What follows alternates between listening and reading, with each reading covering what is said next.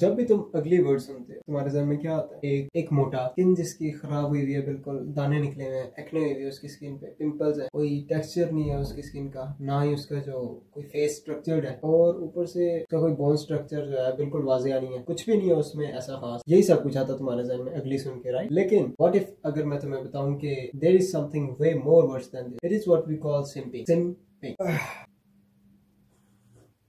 So let's talk about what simping really is. Simping is basically जब तुम अपनी attention, अपना time, अपनी money और अपनी energy एक ऐसी औरत पे लगा रहे हो, एक ऐसी लड़की पे लगा रहे हो जो तुम्हें इन रिटर्न जीरो आउटकम दे रही है। तुम हर वक्त के मैसेजेस का वेट करते रहते हो, तुम मैसेज करते हो, साथ ही तुम्हें एकदम से तुम्हारे जहन में ये शुरू हो जाता है सर्कल आना कि धन कब रिप्लाई आएगा। तुम उस चक्कर में कोई काम नहीं करते कि हो सकता है उसका रिप्लाई आ जाए और मैं उसका रिप्लाई करने में देर कर दूं। तो तुमने उस औरत को एक गॉडेस कंसीडर किया है जो कि एक नॉर्मल ह्यूमन है तुम्हारे। अब तुम जिस सोसाइटी में रहते हो, तुमने काफी बंदों को देखा होगा कि जो अपनी रिस्पेक्ट, अपना सब कुछ एक औरत के ऊपर वारते हैं, and guess what, in return उन्हें क्या मिलता है? मोस्ट ऑफ द केसेस में वो औरत उन्हें छोड़ के चली जाती है। पता है क्यों? क्योंकि ये एक ह्यूमन साइकोलॉजी है कि अगर तुम खुद से ज्यादा किसी दूसरे को रिस्पेक्ट करते हो ना, तो जिसको तुम खुद से ज्यादा रिस्पेक्ट कर रहे हो, उसके दिमाग में ऑटोमेटिकली तुम्हारा जो एक लोअर इमेज बन जाएगा, तुम एक लोअर बीइंग बन जाओगे उसके दिमाग में, ऑटोमेटिकली हो जाता है ऐसे। इसमें उसकी गलती, अब देखो तुम देखते होगे यहाँ पे काफी ज्यादा लड़के खिदमतकार होते हैं लड़कियों के, लाइक उन्हें खाना ऑर्डर करके दे रहे होते हैं। मैं ये नहीं कह रहा कि अगर आप लोग साथ गए हुए हो तो खाना उसे ऑर्डर करना चाहिए, खाना आपको ही ऑर्डर करना चाहिए, लेकिन उस औरत के लिए जो वाकई डिजर्व करती है ये सब। तुम खुद सोचो, तुम जिसके लिए कर रहे हो क्या वो वाकई ये सब डिजर्व करती है? Shut up bro. तुम उसको बैलेंस भी करवा के देते हो, ठीक है, तुम उसे खाना, जब उसका जरा सा तुम देखते हो कि उसका दिल कर रहा है आइसक्रीम खाने का, तुमने उसकी कोई स्टोरी देख ली या उसकी दोस्त से बात करते हुए उसको देख लिया, उसको तो आइसक्रीम खाने का दिल कर रहा है, तो मेरा दिल है आइसक्रीम ऑर्डर कर दो, तुम आइसक्रीम ऑर्डर भी कर देते हो। और तुम उसके पर्सनल सर्वेंट की तरह उसे, जब उसका दिल करता है मुझे यहाँ पे छोड़ के आना, तो वो तुम्हें कहती है, लेकिन वो तुम्हें कहती है क्योंकि उसे पता है तुम मना नहीं करोगे, उसे पता है वो एग्जैक्टली वो क्या कर रही हो और तुम क्या हो एक्चुअली। तो तुम उसको फ्री चक्कर भी दिलवाते रहते हो, खाना खिलवाते हो, आइसक्रीम खिलवाते हो, ये सब चीज़ें, ठीक है, एंड गेस व्हाट, वो तुम्हारे सामने रोती है उस लड़के के लिए जो एक्चुअली में उसे पसंद है, और तुम कहते हो कि यार मैं तो मोहब्बत नाकाम हो गई है, ऐसा कुछ मेरे साथ हो गया है, ऐसा क्यों हुआ है मेरे साथ, मैं तो उसे बहुत प्यार करता था, ये तो वो। तुम्हारी यही गलती थी कि तुमने उसको अपने आप से ऊपर रखा था, you put her above yourself. Main जो बात हमें समझने की जरूरत है वो ये है कि this is not love, this is pure weakness. अब इस बारे में सोचने वाली बात यह है कि ये इतना बुरा क्यों है, लाइक ये सारा सिस्टम सिंपिंग वाला क्या हो रहा है? ज्यादा से ज्यादा आप भीख मांग रहे हो वैलिडेशन के लिए, और क्या हो रहा है मैं बता। अगर तुम मोटे हो तो तुम अपना माइंडसेट थोड़ा सा चेंज करके जिम वगैरह जा सकते हो, ठीक है, जिम जा सकते हो, तुम एक्सरसाइज कर सकते हो, तुम पतले हो सकते हो। तुम अगर अच्छे नहीं नजर आते, अगर तुम्हारे फेशियल फीचर्स तुम कहते हो कि अच्छे नहीं है, तुम काफी हद तक चीजें करके जो है ना उनको इम्प्रूव कर सकते हो, लाइक मीनिंग करके लॉन्ग टर्म, और यानी फेशियल ग्रूमिंग अच्छी करके, ये सब कुछ करके तुम किसी हद तक जो है ना अपना इस सर्किट को ठीक कर सकते हो। तुम गरीब हो, तुम मेहनत करके, तुम ओवर टाइम करके, कुछ भी करके तुम पैसे ज्यादा कमा सकते हो, ये तो एक सीधी सी बात है, ठीक। इस सिस्टम के साथ मसला ये है कि इसमें तुम कुछ भी नहीं कर सकते, इसमें तुमने अपना सारा कंट्रोल ही दूसरे को दिया हुआ है तुमने, क्योंकि उसको एक अबव लेवल पे बिठाया हुआ है, जिस वजह से वो लेना जानती है, में रिटर्न कुछ भी नहीं मिलेगा, ना लव, ना वैलिडेशन, ना अफेक्शन। इस सिस्टम में तुमने अपनी सेल्फ वर्थ, सेल्फ लव को तो बिल्कुल मार ही दिया तुमने। So these are the reasons you will never get respect. कोई आदमी, कोई औरत, यहाँ तक कि तुम खुद भी अपने आप की रिस्पेक्ट नहीं करते। मेन बात मुझे कैसे पता ये सब कुछ? देखने में भी शायद थोड़ा ज्यादा छोटा लग रहा हूँ, लेकिन actual you know I have lived through it. मैंने ये एक्सपीरियंस किया हुआ सैडली।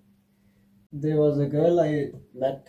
I thought कि वो काफ़ी ज़्यादा जो है ना हाई क्वालिटी वुमन है, तो क्योंकि I never knew कि she was that white scarf, जिन्होंने white scarf ओढ़ा होता है, she was one of them, जो कि आपको बताती है ना ना ना I don't do bad habits at all, कोई बुरी हरकत वगैरह, कोई बुरा काम मैं नहीं करती, like I stay away from guys and all that। और मैं भी इसी ट्रैप में आया, और ऐसा आया कि it almost took a year for me to get back on track। मैंने ऐसा किया, मैंने ना उसको क्वीन ऑफ द वर्ल्ड बना लिया अपने दिमाग में, and I was always waiting for her reply. जब भी उसका रिप्लाई आता था तो मुझे बहुत जल्दी होती थी कि मैं साथ ही रिस्पॉन्स करूँ। और इसी तरह ना मतलब मेरे घर वालों से, मेरे दोस्तों से, मेरी लाइक ओवरऑल सोशल कनेक्शन मेरा बिल्कुल ज़ीरो हो गया था उस वजह से, सिर्फ क्योंकि मेरा दिल करता था मैं सिर्फ उसी के साथ टाइम स्पेंड करता रहूँ हर रोज। मेरे लिए सब कुछ ऐसे गायब हो जाता था जब भी उसका मैसेज आता था। मुझे लगता था कि और कोई चीज़ एग्जिस्ट नहीं करती, सिर्फ अभी फिलहाल ये मैसेज वो ज़रूरी चीज़ है जिसका मुझे रिस्पॉन्स करना चाहिए। And guess what, in the end I was left alone at my lowest point. यहाँ से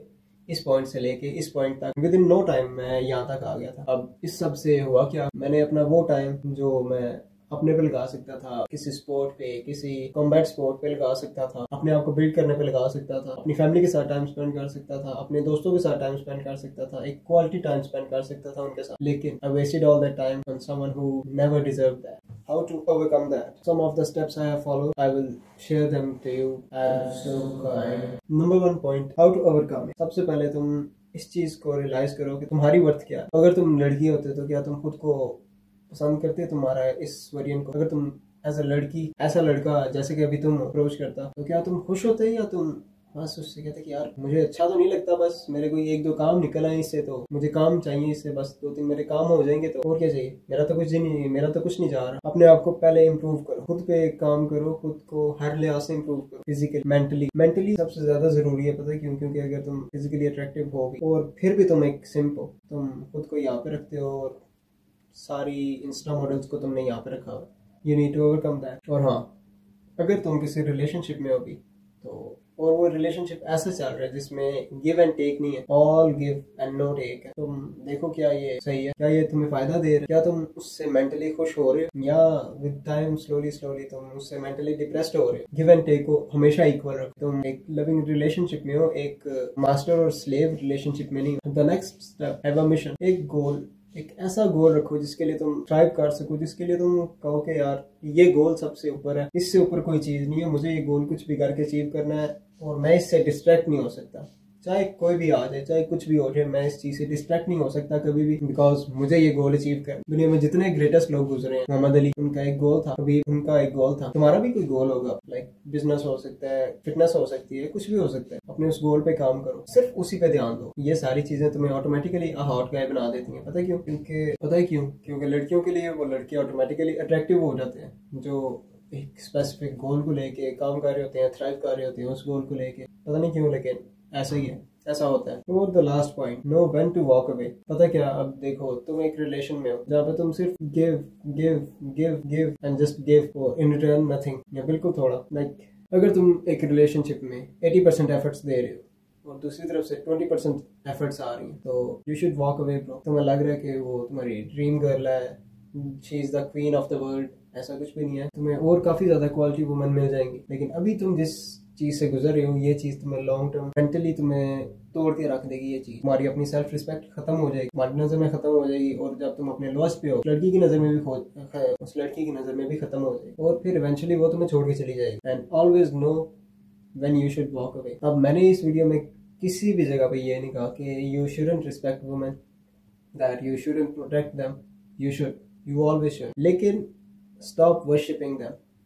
This is the bad thing. And remember, discipline is the real power and the real flex.